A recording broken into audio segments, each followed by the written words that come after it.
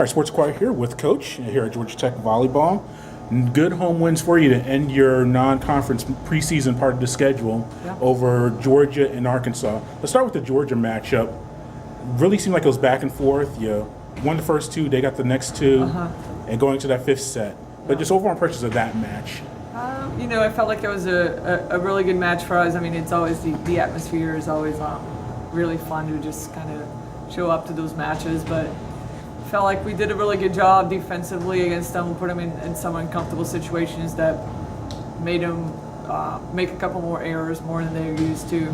And then they were able to just settle in, clean some things out, put pressure on us, and then it was our turn to make a couple errors that we were making in the first two games. But just really proud of our resiliency and how we understood what it was going to take to win a match like that, and to be able to, even though we didn't have a very good fourth game, be able to turn around, come out on that 5 with the mindset that we needed to finish the match. Yeah, the fourth set, I think they hit over 50%, but then they hit, I think, maybe 4% or around that range in the fifth set.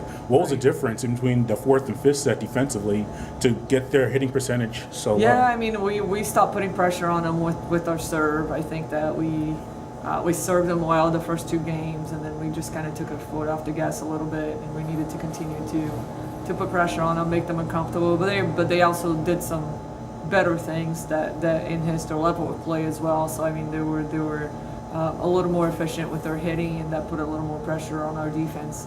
But that's just how the game goes. I mean, it's always very momentum driven, up and down, and so we understood that.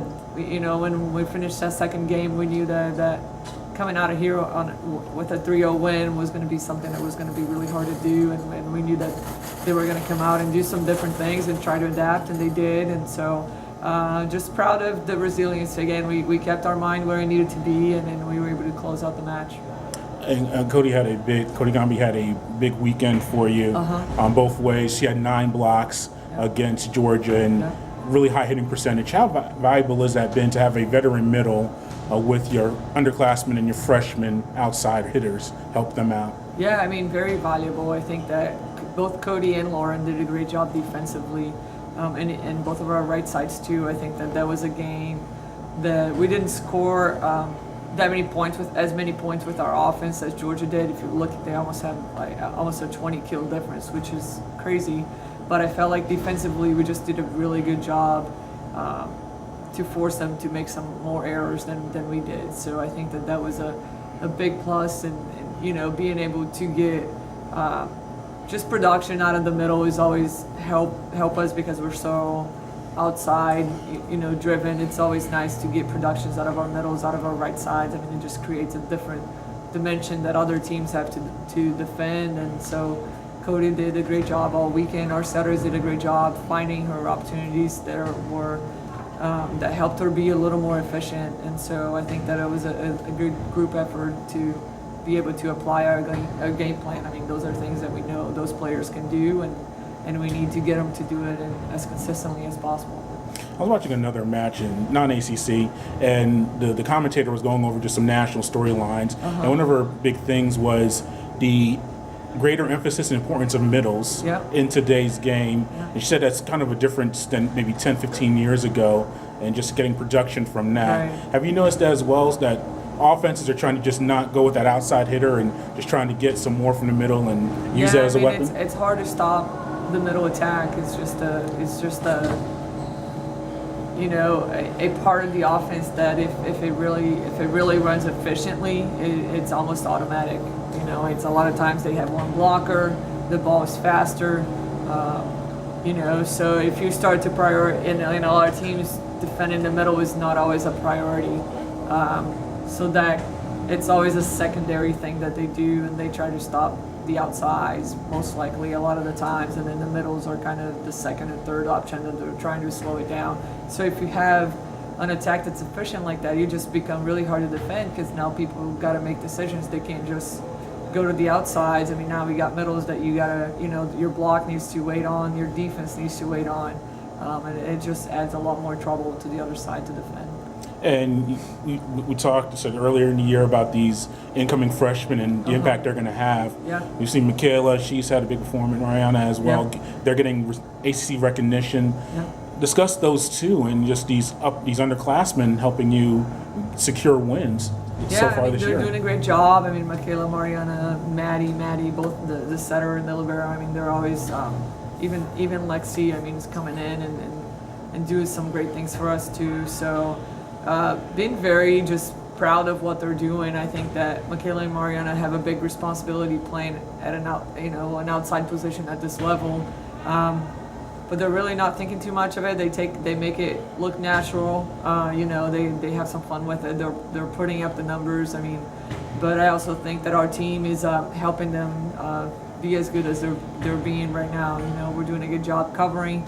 We're doing a good job helping them in serve receive, so they're not overloaded all the time. Our setters are doing a good job distributing the ball a little bit and then finding them, putting them in situations where they can score. So it's been a good team effort. I mean, it's always nice to get the individual recognition, but volleyball is the ultimate team sport, and it's always really hard to talk about individual players because it's most of the time when they're doing well, it's because there's a bunch of people behind them that are making them better.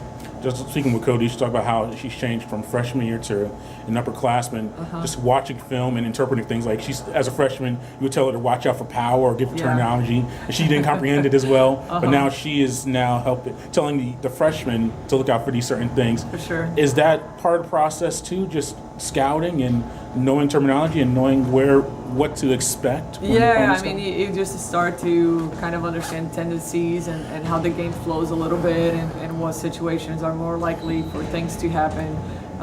And the middle position is always a position that it's one of the hardest ones to adjust because they are kind of the captain of our defense, that everything starts from them and it trickles down from behind them. You know, so if they're not making the right read or they're not making the right choice, then that messes up everybody else behind them in order to be able to execute defensively. So it's comforting to have some experienced kids in that position because you do rely a lot on when you're scouting and you're game planning and things like that. You do rely a lot on your block to set up your defense, and the middles are your captains there at the block, and when they're doing the right things, then it makes it easier for everybody else to do their job. So. See, I think the libero would be more the captain. It seems like they're more talkative. Libero is kind of like the next layer. I mean, it's our defense starts with our block, and then it goes back to the liberos, and then they're the ones kind of. They seem to talk more, be like more the quarterback. They need to be the more vocal ones for sure. Okay. But our middles need to be vocal too. So if you're not noticing that, they need to do a better job. I will tell them. Good. Lastly, now non-conference play is over. Now we're in ACC play. Just two things. How do you think non-conference went for the team? Yeah. And a little preview of Syracuse to open ACC play. Yeah, I mean, very proud of what we did non-conference wise. I think that we played some really good teams. I think that we faced some different stresses and things like that, just challenges with the teams that we played and the things that we had to do. And I think that we, for most part, responded really well to that. So very, very proud. I mean, we're 11-2. Yeah, so I mean, I can't really complain about being 11-2. So I think that we played some good teams. That we were able to, really understand the strength of the group and how much we're going to need each other to be the best that we can. So those are all really very important things that we were able to just learn. And so now that we go into conference, it's going to be 10 weeks of battle. I mean, there's not one team in this conference that it's not playing well right now. Everybody's playing well. I think it's probably one of the strongest years in our conference. And so it's an exciting place to be. I mean, that's where all these players wanted when they decided to come here and play for Georgia Tech, was to play at a place where they're going to play high-level volleyball and they're going to compete. And that's what they're going to be challenged with once we get going here.